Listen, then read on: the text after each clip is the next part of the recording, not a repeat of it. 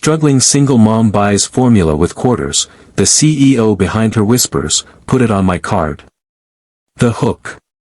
The fluorescent lights of the grocery store flickered faintly as Emily Carter stood at the register, fumbling with her worn-out coin purse. Her fingers shook as she placed a handful of quarters, dimes, and pennies onto the counter, their clinking echoing louder in her ears than the bustling chatter of shoppers behind her. In the cart, nestled in the child's seat, her baby boy, Noah, whimpered softly. His small fists rubbed at his tired eyes. The only item on the conveyor belt was a single can of baby formula, the one thing Emily couldn't let him go without. "Total comes to $27.49, the cashier said, glancing at the growing line of customers waiting behind her. Emily swallowed hard, her cheeks burning. I have quarters. It should be enough." She pushed the coins forward, praying she had counted right.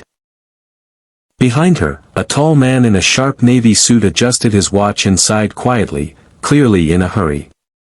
His name was Daniel Brooks, though Emily didn't know that yet.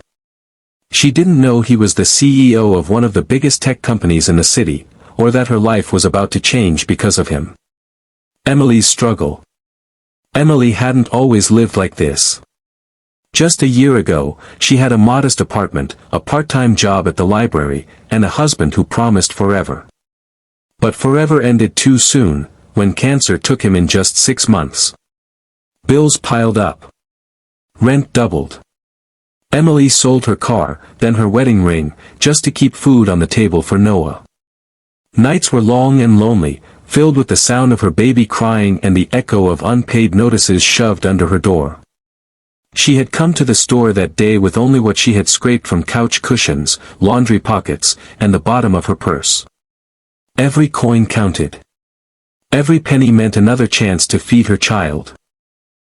But as she stacked quarters on the counter, the cashier's expression tightened. "You're short," she said flatly after a moment. "It's only $24.80. Emily's heart sank. She had nothing left. Her vision blurred with tears. "What do I put back?" "But it's just one can." "Just one." The whisper. Before she could answer, a voice spoke softly behind her. "Put it on my card." Emily froze. She turned to see the man in the navy suit, his eyes steady but kind. He didn't look irritated anymore. He looked concerned. I can't let you," Emily stammered. "It's already done," Daniel said, handing his black card to the cashier. "And add another can, please." The cashier blinked but obeyed. The total rang up, the card swiped, and just like that, Emily's desperation turned into disbelief. Her lip trembled. "Sir, you don't have to." "I know," Daniel interrupted gently. "But I want to." Two strangers, one story. As they walked out of the store, Emily carried Noah's formula with trembling hands. She wanted to thank him again, but the words wouldn't come. Daniel studied her face, the exhaustion etched into her eyes, the worn clothes, the way she carried herself like someone who had been carrying the world alone for far too long. He hesitated, then asked, "Do you have a car?" Emily shook her head. "We take the bus." Daniel paused. Most days, he lived in boardrooms and glass towers, signing deals worth millions. But in that moment, watching this woman balance her baby and a grocery bag, he felt the sting of reality. What good is success if it can't change lives right in front of you? "Let me give you a ride," he offered. Emily hesitated. Strangers weren't safe. But something in his tone, steady and calm, made her nod, the ride that changed everything. In the sleek black sedan, Noah dozed off in her arms. Emily stared out the window, embarrassed by her reflection, her frizzy hair, her thrift store coat, the dark circles under her eyes. "You don't owe me anything," Daniel said quietly. "I just couldn't walk away." She looked at him. "Why? You don't even know me." He smiled faintly. "Because someone once helped me when I needed it most. I never forgot." Emily tilted her head. You look like someone who never struggled a day in his life. Daniel chuckled. Looks can lie.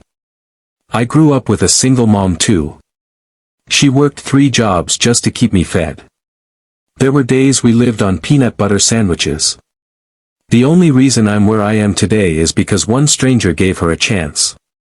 Gave us a chance. Emily's throat tightened. Their worlds were different, yet strangely the same. An unexpected turn. When they pulled up outside her small apartment, Daniel's eyes flickered at the rundown building. The stairs creaked, the paint peeled, but Emily carried her baby inside with quiet dignity. Thank you, she whispered again.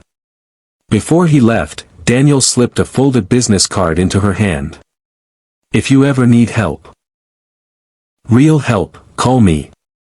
Emily tucked it away, never intending to use it. Pride was all she had left. But pride doesn't pay rent. 2 weeks later, the landlord taped an eviction notice on her door. Emily sat on the floor with Noah in her lap, tears dripping onto his tiny socks. With shaking hands, she pulled Daniel's card from her drawer. The call that changed 2 lives. When Daniel answered, his voice was warm, not surprised. Emily. I was hoping you'd call. Through tears, she explained. We're being evicted. I don't know where to go. There was silence, then his firm reply, pack your things. I'm coming. Emily hesitated. I'm not asking for charity. You're not getting charity, Daniel said. You're getting a second chance. Like someone once gave me. A new beginning. That night, Daniel arranged a temporary stay in a safe, clean apartment through one of his company's housing programs. Over the following weeks, he helped Emily apply for a job at his company's community outreach office, work she was perfectly suited for. Slowly, her life began to rebuild. Not overnight, not magically, but with steady hands reaching out when she had none. And through it all, Noah grew healthier, stronger, his laugh filling the rooms that once echoed with emptiness. The climax. Months later, Daniel visited the outreach center where Emily now worked. He found her at her desk, helping another struggling mother fill out housing forms.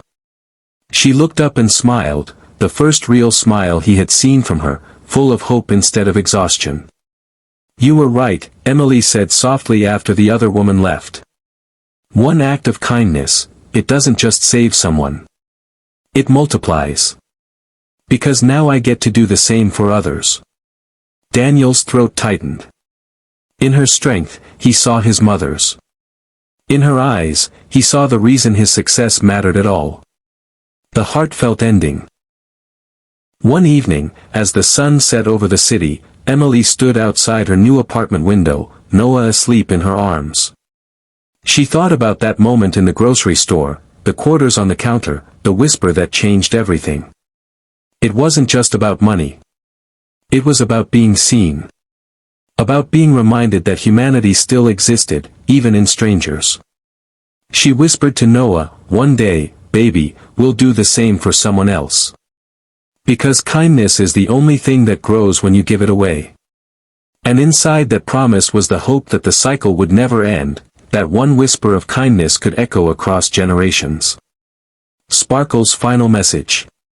This story reminds us that behind every stranger is a story, behind every struggle is a heart that just needs to be seen, and behind every act of kindness is the power to transform not just one life, but countless others.